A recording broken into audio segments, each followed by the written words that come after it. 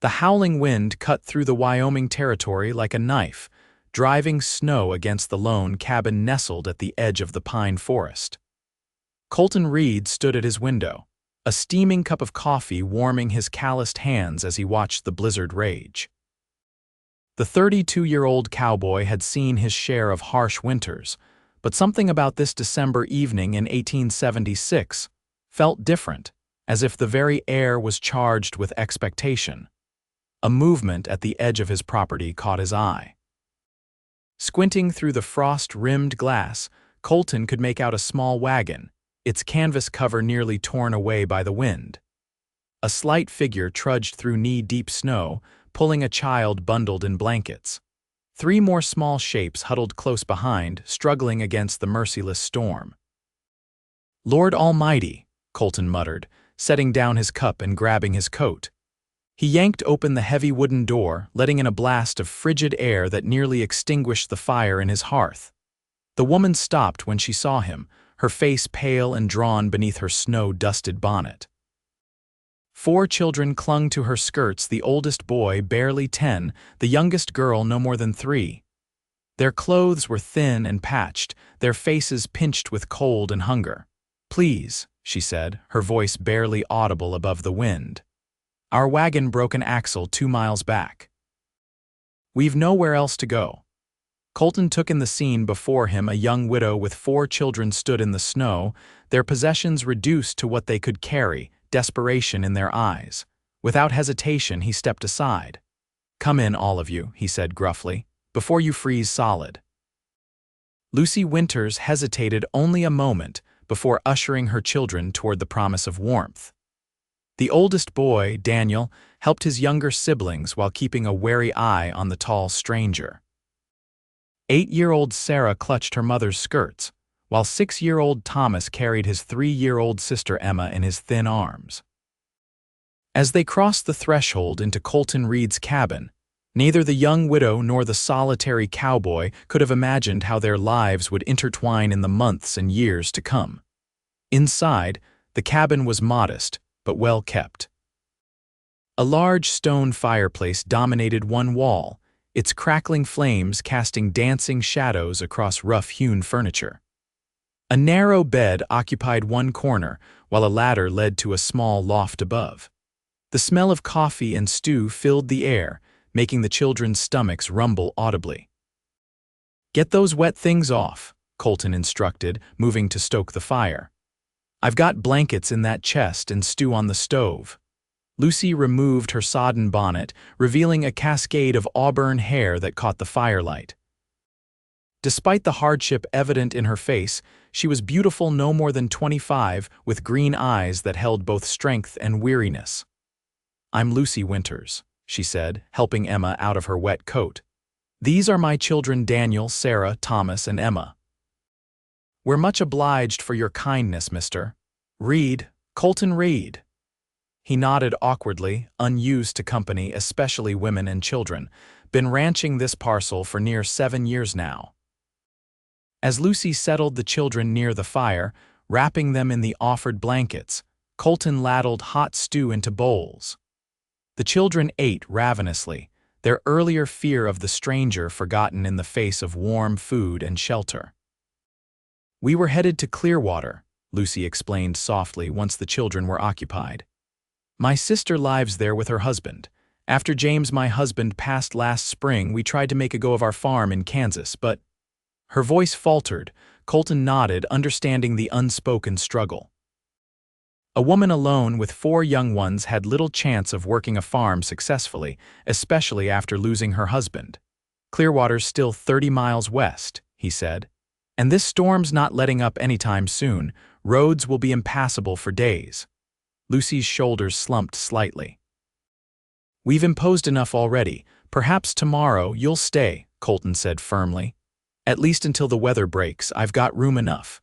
He glanced around his cabin, mentally rearranging things. "The children can have the loft. You can take my bed. I'll make do by the fire." "I couldn't possibly." "You can and you will, Mrs. Winters." His tone brooked no argument. "It's settled." Later that night, after the children had been tucked into the loft with extra blankets, Colton sat in his chair by the fire, listening to the storm outside. Lucy had insisted on washing the dishes before retiring, and now she stood hesitantly by the table. "Mr. Reed," she said softly, "I don't know how to thank you." Colton shifted uncomfortably. "No need for thanks. Couldn't leave you folks out there to freeze." Lucy studied him in the firelight, his weathered face, the lines around his eyes that spoke of squinting into the sun, the strong hands that had welcomed her family into his home without question. "Nevertheless, we're grateful," she smiled, a genuine smile that reached her tired eyes. "Good night, Mr. Reed." "Good night, Mrs. Winters," he replied, watching as she disappeared behind the curtain he'd hung for privacy around his bed. As Colton laid his bedroll before the fire, he wondered what twist of fate had brought this family to his doorstep on this snowy night. For 7 years, he'd lived alone, speaking more to his horses than to people. Now his quiet cabin was filled with the soft breathing of children and the presence of a woman whose sad eyes held more courage than most men he'd known. Sleep came slowly that night, with the howling wind and the unfamiliar sounds of others in his home. But strangely, Colton felt no resentment at the intrusion, only a curious warming in his chest that had nothing to do with the fire before him. Dawn brought a temporary lull in the storm. Colton rose early, as was his habit, and stepped outside to check on his stock. The sky remained heavy with clouds, promising more snow before the day was done. His breath fogged in the frigid air as he trudged through drifts to the small barn where his 2 horses and milk cow sheltered. Inside the cabin, Lucy woke to the unfamiliar surroundings. For a moment, panic seized her, then memory returned. The broken wagon axle, the desperate trudge through snow, the taciturn cowboy who had opened his door to them all. Relief flooded her, followed by renewed worry about their situation. The children still slept soundly in the loft, exhausted from their ordeal. Lucy rose quietly, smoothed her wrinkled dress as best she could, and set about making breakfast with the supplies she found in Colton's well-organized kitchen area. When Colton returned, stamping snow from his boots, he was greeted by the aroma of coffee and frying bacon. Lucy stood at his stove, her hair neatly braided down her back, her sleeves rolled up as she worked. "You didn't need to do that," he said, hanging his coat by the door. Lucy turned, a tentative smile on her face. "It's the least I can do. Besides, I'm used to rising early." "Storm's not finished," Colton reported, accepting the cup of coffee she offered. "More snow coming. Trails to town will be blocked for at least 3 days, maybe more." Lucy's face fell. "We're truly stranded then." "You're safe," Colton corrected her. "That's what matters." A small sound from the loft announced the children were awake. Soon, all 4 descended the ladder, eyes wide as they took in their surroundings in daylight. Daniel remained protective, positioning himself between his siblings and the stranger. Sarah clutched her worn doll, while Thomas helped little Emma down the last few rungs. "Good morning," Colton said awkwardly, unused to addressing children. "Hope you all slept well." The children looked to their mother, who nodded encouragingly. "Mr. Reed has kindly allowed us to stay until the storm passes," she explained. "We must be on our best behavior and help where we can." "Yes, Mama," they chorused, though Daniel continued to watch Colton warily. Breakfast was a lively affair compared to Colton's usual solitary meals. The children's initial shyness gradually gave way to curiosity about their host. Emma, the youngest, was the first to warm up to him, climbing onto the bench beside him and offering him a bite of her bacon, which he solemnly accepted. "You got any horses?" Thomas asked, his mouth full of biscuit. "Thomas, don't speak with your mouth full," Lucy admonished gently. "Yes, I've got horses," Colton answered. "2 of them, and a milk cow." Thomas's eyes widened. "Can we see them?" Colton glanced at Lucy, who nodded her permission. "Later, if the snow lets up a bit, they're in the barn staying warm right now." After breakfast, Lucy insisted on helping with the chores. The cabin, while clean, could use a woman's touch, and keeping busy would help her mind from dwelling on their precarious situation. The children, confined indoors by the weather, were restless until Colton surprised them all by producing a battered checkers set from a trunk. "My pa made this years ago," he explained, setting it up on the table. "Don't get much use these days." Daniel reluctantly joined his siblings at the table, his initial distrust slowly giving way to curiosity about this quiet man who had taken them in. As the day progressed, Lucy found herself studying Colton when he wasn't looking. There was a gentleness to him that belied his rugged exterior. She watched as he patiently taught Thomas and Sarah the rules of checkers, his large hands moving the pieces with surprising delicacy. When Emma fell and skinned her knee on the rough wooden floor, it was Colton who scooped her up, his deep voice murmuring comfort as he cleaned and bandaged the small wound. By evening, the storm had intensified again, with wind rattling the shutters and snow piling against the windows. After a simple supper, Colton surprised them all by pulling out a dog-eared copy of Gulliver's Travels. "Thought the young ones might like a story before bed," he said, almost apologetically. Lucy watched, a lump in her throat, as her children gathered around his chair, their earlier reservations forgotten as they lost themselves in the tale of faraway lands and fantastic adventures. Colton Reed with unexpected eloquence, his deep voice giving life to the characters on the page. Later, after the children were asleep in the loft, Lucy and Colton sat by the fire, the comfortable silence broken only by the crackling flames and the howling wind outside. "You're good with them," Lucy said softly. "The children, I mean." Colton stared into the fire. "Had siblings once." "3 younger sisters."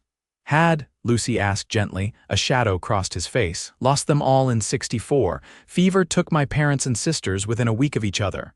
I was 18, away fighting in the war." "I'm so sorry," Lucy whispered, understanding loss all too well. "That must have been devastating." Colton nodded, his jaw tight. "Came west afterward. Couldn't bear to stay where every corner held memories." Lucy understood that feeling intimately. After James had died from a kicked head by a spooked horse, every inch of their Kansas farm had seemed haunted by his absence. "James, my husband, he always dreamed of going west," she said, watching the dancing flames. "Talked about it often, never got the chance." "What was he like?" Colton asked, genuinely curious. Lucy smiled sadly. "Kind, hardworking, loved to tell stories to the children at night, much like you did this evening." She paused. "He'd have been grateful to you for helping us." Colton shifted uncomfortably at her gratitude. "Any decent man would have done the same." "Perhaps," Lucy replied, "but not all men are decent." Their eyes met briefly across the firelit space between them, an unspoken understanding passing between two people who had seen their share of hardship. "We should turn in," Colton said finally, breaking the moment. "Tomorrow I'll try to reach your wagon, see if we can salvage any of your belongings." Lucy nodded, rising from her chair. "Good night, Mr. Reed." "Colton," he corrected her.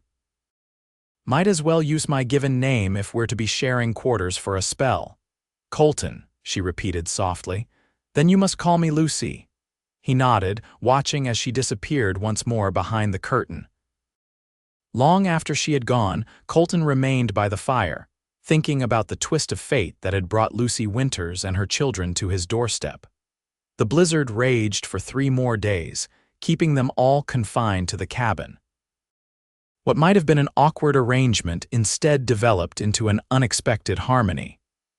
The children gradually lost their wariness of Colton, with even Daniel eventually seeking out the cowboy's company, eager to learn about ranch life. Lucy fell into a routine of cooking and cleaning alongside Colton, their movements around the small cabin becoming a carefully choreographed dance as they learned to accommodate each other's presence. She noticed how he would rise before dawn to tend the animals, returning with fresh milk for the children's breakfast. He noticed how she sang softly while working, usually old hymns or folk songs that made the cabin feel warmer somehow. On the fourth morning, Lucy woke to sunshine streaming through the window. The storm had finally broken, leaving behind a pristine white landscape that glittered under the clear blue sky. "Might be able to reach town today," Colton announced at breakfast. "Roads will be bad but passable with the sled. Could see about getting your wagon fixed." Lucy felt an unexpected pang at the thought of leaving the safety of Colton's cabin. The children have been cooped up for days. "Perhaps they could play outside this morning while you and I try to salvage what we can from our wagon." Colton agreed, and after breakfast, they bundled the excited children in layers of clothing some borrowed from Colton's own stores and watched as they tumbled into the snow, their laughter ringing in the crisp air. "They're resilient," Colton observed, standing beside Lucy on the porch. "They've had to be," she replied softly. "Especially this past year." They set out for the abandoned wagon, trudging through deep snow. The 2-mile journey was arduous, but Lucy was stronger than she looked, keeping pace with Colton's longer strides without complaint. The wagon sat where they had left it, half buried in snow, its broken axle clearly visible. Inside, most of their possessions were intact, if somewhat damp from snow that had blown in through the torn canvas. "Not much," Lucy said apologetically as they sorted through the modest belongings.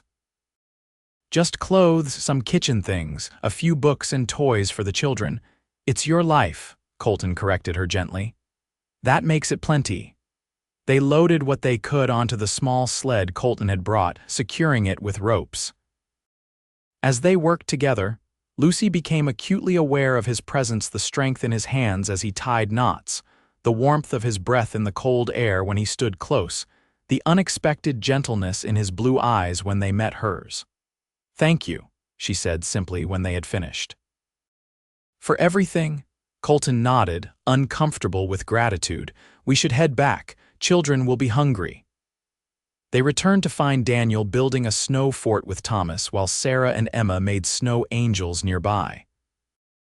Their cheeks were rosy with cold and excitement, their eyes bright with a happiness Lucy hadn't seen since before James died. That evening, after the children were asleep, Colton cleared his throat awkwardly as he and Lucy sat by the fire. "Been thinking," he said, staring into the flames rather than meeting her eyes. "Your wagon needs more than just a new axle. Whole thing's pretty worn. With winter setting in proper now, roads to Clearwater will be treacherous for weeks yet." Lucy's heart sank. She had known their situation was precarious, but hearing it confirmed made it real. "What I'm saying is," Colton continued, "you and the young ones should consider staying here, at least until spring makes travel safer." Lucy looked up, startled. "We couldn't impose on you for months, Colton." "It's too much to ask." "Not asking," he said gruffly. "Offering, got plenty of room, children seem settled, and I could use the help around the place." He finally met her gaze. Been alone too long, maybe. Lucy felt tears prick her eyes at his simple kindness. "Are you certain?" 4 children are a significant disruption to a bachelor's life. A rare smile crossed Colton's face. "Reckon I've gotten used to the noise already." That night, lying in Colton's bed behind the curtain, Lucy pondered his offer. The practical benefits were obvious: shelter during the harsh winter months, time to save for a better wagon, a chance for the children to recover from the hardships of the past year. But there was something else, something that made her heart beat faster when she thought of the quiet cowboy with the gentle hands and sad eyes. It was dangerous, she knew, this flutter of feeling. She had been a widow for less than a year, had 4 children depending on her, was practically destitute. The last thing she needed was to develop tender feelings for a man who was simply being kind. And yet, as she drifted off to sleep, Lucy couldn't help but wonder if fate had led them to Colton Reed's door for a reason beyond mere survival. The next morning, Lucy accepted Colton's offer to stay until spring. The children, especially Daniel and Thomas, were thrilled at the prospect of spending the winter learning about ranch life. Even Sarah, usually shy and reserved, seemed to blossom in the security of their new temporary home. December melted into January, bringing with it the harshest weather of the season. The daily routine established during their first days together became more comfortable as they all adjusted to shared living. Colton taught Daniel and Thomas basic ranch skills when weather permitted, showing them how to care for the horses and repair tack. Lucy and Sarah worked together in the cabin, cooking, cleaning, and mending, while little Emma toddled between them all, bringing unexpected joy with her innocent curiosity. One particularly bitter January evening, with the temperature well below freezing and the wind moaning around the eaves, Colton returned from checking the stock to find Lucy sitting at the table, head bent over some mending, her face drawn with fatigue. The children were already asleep in the loft, their day filled with indoor games and lessons as the weather had kept them confined. "You should rest," Colton said, hanging his coat by the door. "That mending can wait." Lucy looked up, attempting a smile that didn't quite reach her eyes. "Just trying to earn our keep," Colton frowned, coming to sit across from her. "That's not necessary. Told you before having you all here is." He paused, searching for the right words. "It's good. Cabin feels more like a home now." Lucy set down her needle, unexpectedly moved by his admission. "Sometimes I feel as though I'm failing them," she confessed, glancing toward the loft where her children slept. "James and I had such plans for their future. A good farm, education, stability. Now I'm dependent on the kindness of strangers with no clear path forward." "You're not failing them," Colton said firmly. "You kept them alive through hardship that would break most folks. That takes courage. Courage or desperation?" Lucy asked wryly. "Both, maybe." Colton's blue eyes held hers. "But mostly courage." In that moment, something shifted between them, a recognition, perhaps, of kindred spirits. Both had faced loss, had rebuilt their lives from shattered pieces, had learned to survive. January gave way to February, bringing slightly milder weather and occasional breaks in the snow. During these respites, Colton would take the children sledding on the gentle slope behind the cabin, their laughter echoing across the valley. Lucy watched from the porch, her heart swelling at the sight of her solemn oldest son actually smiling, of Sarah's usual timidity replaced by excited shrieks as she slid down the hill, of Thomas's obvious hero worship of the tall cowboy who had become their protector. And Colton, the change in him was even more remarkable. The quiet, reserved man who had opened his door to them that snowy December night had gradually opened his heart as well. He laughed more readily now, his face softening when Emma climbed into his lap for a story, his patience seemingly endless as he answered Thomas's constant questions about ranch life. One evening in mid-February, after the children were asleep, Colton and Lucy sat at the table poring over a map of the territory. "Clearwater's grown since I was last there," Colton explained, tracing the route with his finger. "New sawmill opened last year brought more folks to the area." "Your sister's husband works there?" Lucy nodded. "William's been there 3 years now. Their last letter said they'd bought a small house at the edge of town." She hesitated. "Though that was almost 8 months ago, I haven't been able to send or receive mail since we left Kansas." "We could ride into town tomorrow, weather permitting," Colton suggested. "Post office might have something waiting for you." The next day dawned clear and relatively mild. After breakfast, Colton hitched his strongest horse to the sleigh, tucking heated stones wrapped in flannel beneath the blankets to keep them warm during the journey. Lucy felt a flutter of nervousness as Colton helped her into the sleigh. It would be their first time alone together without the children since they had retrieved her belongings from the wagon. Daniel had wanted to come along, but Lucy had asked him to stay and look after his siblings, a responsibility he took seriously. The journey to town took just over an hour, the sleigh gliding smoothly over packed snow. They talked easily along the way, sharing stories of their childhood's Lucy's in Pennsylvania, Colton's in Virginia. Lucy found herself opening up about James, sharing memories that had been too painful to voice before. "He was always dreaming," she said, smiling at the recollection. Always had a new scheme for improving the farm or making our fortune. Reality never quite matched his visions, but his enthusiasm was infectious. "Sounds like a good man," Colton said sincerely. "He was," Lucy agreed. "Though sometimes I think his dreams kept him from seeing what was right in front of him, that we already had everything that mattered." She glanced at Colton. "What about you? You never married?" A shadow crossed his face. "Almost once. Her name was Margaret. We were engaged before the war." "What happened?" Lucy asked gently. Colton's hands tightened on the reins. She couldn't wait. "Married a shopkeeper's son while I was fighting at Gettysburg." His voice held old pain but no bitterness. "Probably for the best. I came back different, harder. The boy she'd loved was gone." Lucy touched his arm lightly. "The war changed everyone, Colton, those who fought and those who waited." He nodded, his expression softening at her understanding. "Been a long time since I thought about all that. Past is past." The small town of Pine Creek came into view, its main street lined with wooden buildings dusted with snow. The general store, saloon, blacksmith shop, and small church formed the heart of the community, with scattered houses stretching outward. Colton helped Lucy down from the sleigh, his hands lingering at her waist perhaps a moment longer than necessary. Lucy felt her cheeks warm and not from the cold.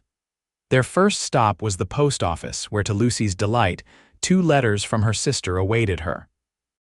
Next, they visited the general store, where Colton insisted on purchasing supplies: flour, sugar, coffee, and a bolt of warm wool fabric that Lucy had admired but hadn't intended to buy. "For the children," he said gruffly when she protested. "Emma's outgrowing her dress." Their last stop was the blacksmith, where Colton arranged for repairs to Lucy's wagon come spring.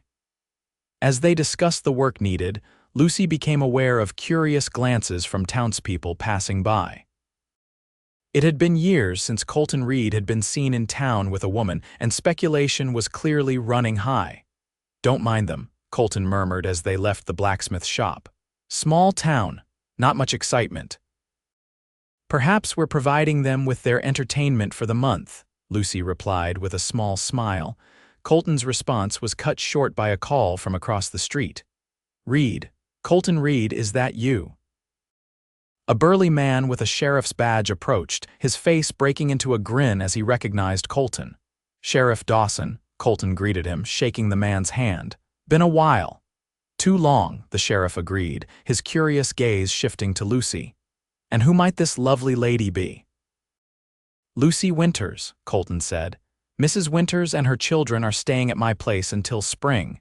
Their wagon broke down during the December blizzard. If Sheriff Dawson found this arrangement unusual, he hit it well. Pleased to meet you, Mrs. Winters. Hope Reed here is being a proper host. Mr. Reed has been more than generous," Lucy assured him. "We're greatly indebted to his kindness." After a few more minutes of conversation, mostly about local news and the harsh winter, they said their goodbyes and headed back to the sleigh. As Colton helped Lucy up, the sheriff called after them. "Don't be strangers, you hear? Founders' Day dance is coming up in March. Whole town turns out for it." Colton merely nodded, but Lucy felt a small thrill at the thought of a dance. It had been so long since she'd had any sort of social enjoyment. The journey home was quieter, both lost in their own thoughts. As the cabin came into view, smoke curling invitingly from the chimney, Lucy felt a surprising sense of homecoming. In just 2 months, this place had become more than shelter, it had become a haven. Daniel spotted them first, running out to meet the sleigh with Thomas close behind. Sarah appeared in the doorway, Emma on her hip, both girls smiling widely. "Everything all right?" Colton asked as he helped Lucy down. "Yes, sir," Daniel reported proudly. "Kept the fire going like you showed me and made sure everyone stayed warm." "Good man," Colton said, clapping the boy on the shoulder. "Knew I could count on you." Lucy watched the interaction with a full heart. Her serious, often withdrawn son was blossoming under Colton's quiet guidance. All her children were, each in their own way. That evening, after supper, Lucy read her sister's letters aloud to Colton. Elizabeth and William were well, their life in Clearwater prosperous if modest. They had been concerned when they hadn't heard from Lucy and were eagerly awaiting her arrival. "They'll worry when we don't appear this winter," Lucy said, folding the letters carefully. "We'll send word tomorrow with Joe Wilson," Colton suggested. "He makes regular runs between here and Clearwater, weather permitting. Let them know you're safe and we'll come in spring." Lucy nodded gratefully. That would ease their minds considerably. As February gave way to March, the first tentative signs of spring began to appear. Snow still covered the ground, but the days grew longer, the sun stronger. The children spent more time outdoors, helping Colton with chores or playing in the gradually receding snowdrifts. Lucy had used the wool Colton purchased to make new dresses for the girls and shirts for the boys. She insisted on making one for Colton as well, measuring him for it one evening by the fire, acutely aware of his solid presence as she stretched the measuring tape across his broad shoulders. "Haven't had new clothes made for me since my mother was alive," he admitted, standing still under her ministrations. "Then it's long overdue," Lucy replied, trying to ignore the warmth that spread through her when her fingers accidentally brushed against his neck. The finished shirt was a deep forest green that brought out the blue of his eyes. When he put it on for the first time, Lucy felt a flutter of pride at how handsome he looked and immediately chastised herself for such thoughts. Their arrangement was temporary, a matter of necessity and kindness, nothing more. Yet as March progressed, Lucy found it increasingly difficult to maintain that perspective. Each day brought new moments of connection, Colton teaching Emma her letters while Lucy prepared supper, his patient voice guiding the little girl's finger across the page. Lucy and Colton working side by side to mend a fence, their hands occasionally touching as they passed tools back and forth. Quiet evenings by the fire after the children were asleep, sharing stories and dreams in the soft firelight. Sheriff Dawson's mentioned dance was scheduled for the third Saturday in March. When Colton brought it up at breakfast one morning, the children immediately clamored to attend. "There'll be music and cake and maybe even a magic show." Thomas exclaimed, having heard about such wonders from Daniel, who remembered a similar celebration from their life in Kansas. "Can we go, Mama, please?" Sarah begged, her usual shyness forgotten in her excitement. Lucy looked uncertainly at Colton. "It's a long trip to town with the children. And we wouldn't want to impose further on your generosity." "No imposition," Colton said. "Been thinking we could all use a day in town. Children deserve some fun after being cooped up all winter." And so it was decided. The days leading up to the dance were filled with preparations. Lucy sewed a new dress for herself from fabric Colton insisted on purchasing during another trip to town. The simple blue calico was hardly fashionable, but with careful stitching and a bit of lace salvaged from an old petticoat, Lucy created something she felt proud to wear. The morning of the dance dawned clear and mild, with a hint of the spring to come in the air. The excitement in the cabin was palpable as everyone dressed in their best clothes. Lucy helped the girls with their hair, braiding ribbons into Sarah's dark locks and tying Emma's fair curls with a blue bow that matched her eyes. When Lucy emerged from behind the curtain in her new dress, Colton stopped in the middle of helping Thomas with his collar, his expression suddenly intent. "You look beautiful," he said simply, the directness of his gaze making Lucy blush. "Thank you," she replied softly. "You look quite handsome yourself." Colton had trimmed his beard and slicked back his brown hair, wearing the green shirt Lucy had made him along with his best pants and boots. He looked younger somehow, less weathered, though the strength and quiet dignity that had first impressed Lucy remained. The journey to town was filled with the children's excited chatter. The town hall had been decorated with paper streamers and lanterns, and by the time they arrived, the celebration was already in full swing. A small band played lively tunes while couples danced in the center of the room. Tables laden with food lined one wall, and games had been set up for the children in a corner. They were greeted warmly by Sheriff Dawson, who introduced them to several townspeople. Lucy was touched by how many people went out of their way to welcome her and the children, making them feel included despite being newcomers. "Reed's been a lone wolf for so long. It's good to see him with company, Mrs. Henderson, the baker's wife, confided to Lucy as they watched Thomas and Sarah join a game of ring toss. "Tragic what happened to his family during the war. Man deserves some happiness." Lucy murmured agreement, her eyes finding Colton across the room where he stood talking with several ranchers, his posture more relaxed than she had ever seen it. As the evening progressed, Lucy found herself enjoying the simple pleasure of community celebration. Emma fell asleep on her lap, worn out from the excitement, while the older children moved between games and the refreshment table, their faces glowing with happiness. When the band struck up a waltz, Lucy felt a presence beside her and looked up to find Colton standing there, hand extended.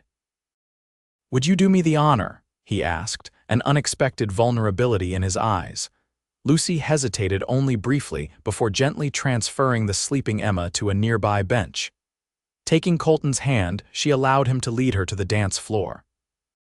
"I should warn you," she said as his arm circled her waist, "it's been years since I danced." "Makes two of us," Colton replied with a small smile. "We'll remember together." And somehow they did. After an initial awkward moment, they found their rhythm, moving together as if they had danced 100 times before. Lucy was acutely aware of his hand at her waist, the clean scent of soap and pine that clung to him, the surprising grace with which he guided her through the steps. "Thank you," she said softly as they turned. "For the dance?" Colton asked. "For everything. These past months, you've given my children safety, stability, given me time to breathe, to think beyond mere survival." Lucy's eyes met his. "I don't know how I'll ever repay such kindness." Colton's hand tightened slightly on hers. "There's nothing to repay, Lucy. Having you and the children at the ranch has been." He paused, seeming to search for the right words. "It's been like finding something I didn't know was missing." The simple honesty of his statement took Lucy's breath away. Before she could respond, the music ended, and they were joined by Daniel, who looked uncomfortable in his best clothes but determined to fulfill his role as the man of the family. "Are you having a good time, Daniel?" Lucy asked, noting how her son's eyes kept darting to a group of children his age by the refreshment table. "Yes, madam," he replied dutifully. Colton clapped a hand on the boy's shoulder. "Those youngsters over there look like they could use another for their game. Why don't you join them?" Daniel hesitated, torn between duty and desire. "But Mama, we'll be just fine," Lucy assured him. "Go on. Have fun." As Daniel made his way toward the other children, Lucy felt a rush of gratitude for Colton's understanding of her son's conflicted feelings. "He's a good boy," Colton observed. "Takes his responsibilities seriously." "Too seriously, sometimes," Lucy agreed. "He's had to grow up so fast since James died." The rest of the evening passed in a pleasant blur of conversation, music, and laughter. By the time they gathered the sleepy children for the journey home, Lucy felt more content than she had in months. The warm feeling of belonging, of being part of something beyond her own small family, was both comforting and bittersweet, for she knew their time with Colton would soon come to an end. As March gave way to April, the snow began to melt in earnest, revealing patches of muddy ground and the first brave shoots of green grass. The days grew longer and warmer, filled with the promise of spring. With the changing season came the knowledge that soon Lucy and the children would continue their journey to Clearwater. Colton grew quieter as the days passed, spending more time in the barn or checking fence lines. Lucy found herself creating excuses to delay their departure, waiting for the roads to dry completely, allowing time for the wagon repairs to be properly tested, ensuring the children were fully recovered from their winter ordeal. The truth, which she hardly dared admit even to herself, was that she didn't want to leave. In the 4 months they had spent in Colton's cabin, it had become home in a way their farm in Kansas never had after James's death. The children were thriving, Daniel helping Colton with increasingly complex ranch tasks, Sarah overcoming her shyness to sing as she worked alongside Lucy. Thomas learning to read with surprising quickness, Emma growing stronger and more talkative every day. And Colton, the quiet, reserved man who had opened his door to them on that snowy night, had become essential to Lucy in ways she hadn't anticipated. His steady presence, his gentle strength, his unexpected tenderness with her children all had combined to awaken feelings she had thought buried with James. One evening in mid-April, as Lucy sat on the porch watching the sunset paint the newly visible mountains with gold and pink, Colton joined her, 2 cups of coffee in his hands. He offered one to Lucy, then settled beside her on the bench, his shoulder almost but not quite touching hers. "Wagon's ready," he said after a long moment of silence. "Blacksmith finished the repairs yesterday, brought it back to the barn this afternoon while you were teaching Sarah her letters." Lucy's heart sank, though she had known this moment was coming. "I see," she said softly. "Then I suppose we should prepare to leave soon. The road to Clearwater should be passable now." Colton nodded, his eyes fixed on the distant mountains. "Reckon so." Another silence fell between them, heavy with unspoken words. Lucy sipped her coffee, trying to organize her thoughts. "The children will miss this place," she said finally. "Miss you." Colton turned to look at her, his blue eyes intent. "Just the children?" Lucy's breath caught at the directness of his question. "No," she admitted, "not just the children."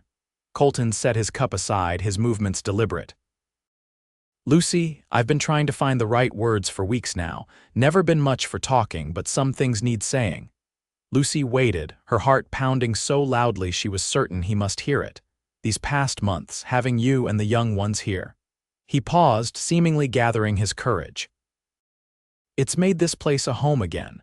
Made me remember what it's like to have purpose beyond just surviving from one season to the next." He took her hand, his calloused fingers gentle against her skin. "I know you have plans, family waiting in Clearwater, but I'm asking you to consider staying. Not just until the roads are better or until summer comes, but staying for good." Lucy's eyes widened. "Colton, are you? I'm asking you to marry me, Lucy Winters," he said, his voice steady despite the vulnerability in his eyes. "Not out of obligation or convenience, but because somewhere between that snowy night and now, I've come to love you. You and Daniel and Sarah and Thomas and Emma. I want to be a father to those children, a husband to you. Want to build a life together right here." Tears filled Lucy's eyes at his declaration. "The children come first," she said, needing him to understand. "Always, they've lost so much already." "I know that," Colton assured her. "It's one of the reasons I love you, your fierce protection of them, your willingness to sacrifice everything for their welfare. I'm not looking to replace their father, just hoping to earn the right to help you raise them, to see them grow." Lucy studied his face in the fading light, the lines around his eyes that deepened when he smiled, the strength in his jaw, the kindness in his gaze that had drawn her from the beginning. "I've been afraid to admit it," she confessed, "but I've come to love you too, Colton Reed. Your gentleness with Emma, your patience with Thomas's endless questions, your respect for Daniel's pride, your understanding of Sarah's shyness." She squeezed his hand. "And your kindness to a desperate young widow who appeared at your door in a snowstorm. Is that a yes?" Colton asked, hope lighting his eyes. "It's a yes," Lucy confirmed, "but I think we should ask the children. Their happiness matters too much to make this decision without them." Colton nodded, understanding as always. "Tomorrow, then, we'll talk to them together." The next morning after breakfast, with the dishes cleared and the children sitting expectantly at the table, Lucy and Colton shared their hopes for the future. Lucy watched her children's faces carefully as Colton explained in simple, honest terms that he had asked their mother to marry him, that he would like them all to stay at the ranch permanently, that he would do his best to be a good father to them if they would have him. Emma, too young to fully understand, simply clapped her hands in delight at the idea of staying where her beloved horses lived. Thomas immediately launched into a series of practical questions about what this would mean for their daily life, which Colton answered with patient seriousness. Sarah looked to Lucy, her sensitive nature making her attuned to her mother's feelings. "Are you happy, Mama?" she asked softly. Lucy smiled, reaching across the table to take her daughter's hand. "Yes, sweetheart, very happy," Sarah nodded, satisfied. "Then I am too." It was Daniel whose reaction Lucy watched most anxiously. Her oldest had taken his role as man of the family so seriously since James's death, had shouldered burdens no 10-year-old should have to bear. Daniel looked at Colton for a long moment, his young face solemn. "You'll take care of my mother. Promise to always be kind to her." "I promise," Colton replied, meeting the boy's gaze with equal seriousness.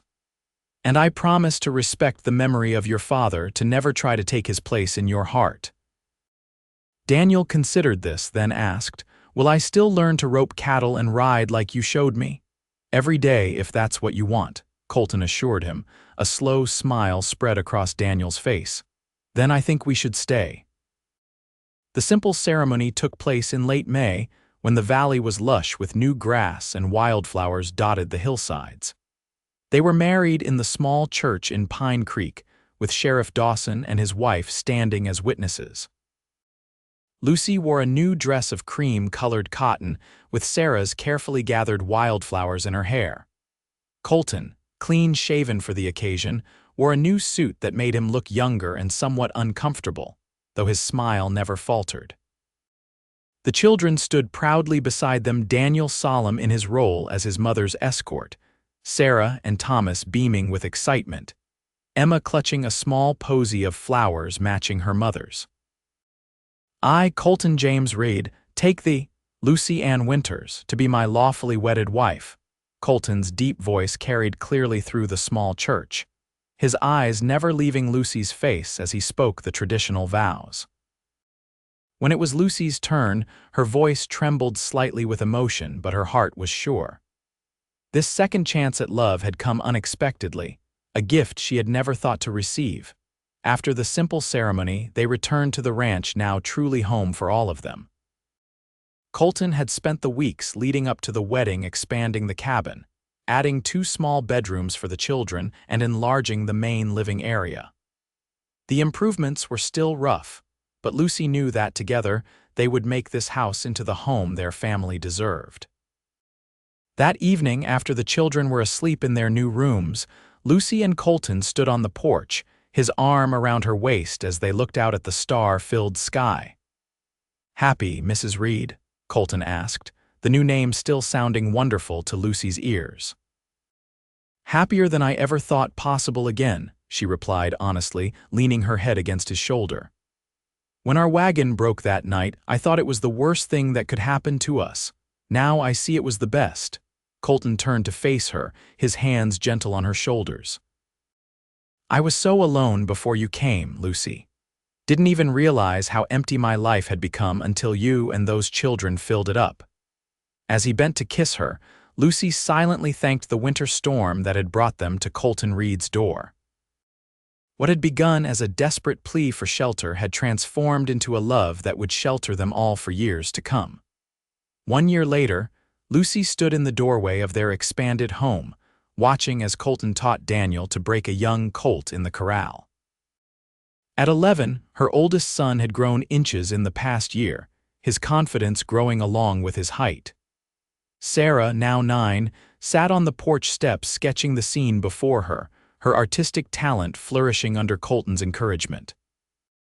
Thomas, 7 and endlessly curious, was helping to repair a fence line, handing tools to one of the ranch hands Colton had hired as the operation expanded.